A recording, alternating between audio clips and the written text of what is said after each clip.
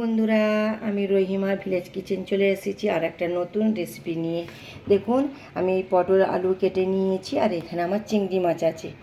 আমি আজকে পটল চিংড়ি রেসিপি বানিয়ে দেখাবো, আপনারা দেখতে থাকুন। গ্যাসে আমি কড়াটা বসিয়ে দিয়ে গ্যাসটা আমি অন করে দিই।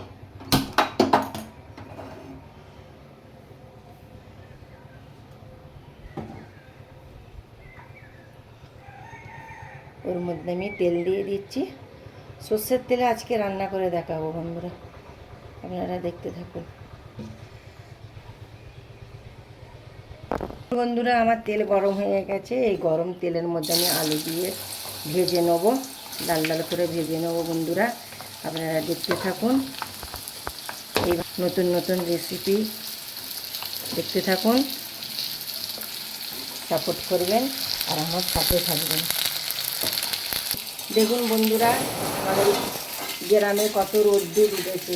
পরশু দিনকে কী বৃষ্টি বন্ধুরা, আর আজকে কী রোদ্দুর উঠেছে। দেখুন বন্ধুরা, আমাদের গ্রামের ভিউ দেখুন।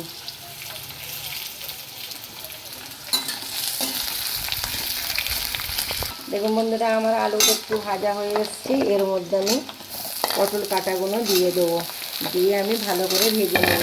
আপনারা শুরু থেকে শেষ অবধি দেখতে থাকুন।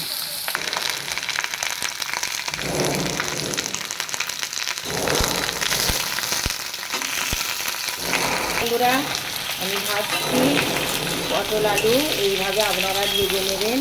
দেশি পটল বন্ধুরা, এত টেস্ট লাগবে না বন্ধুরা। দেশি পটল আলু আর চিংড়ি মাছ হেভি খেতে।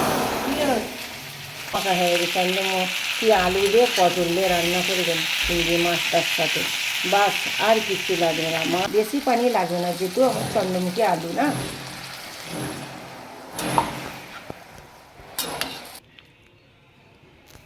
দেখুন,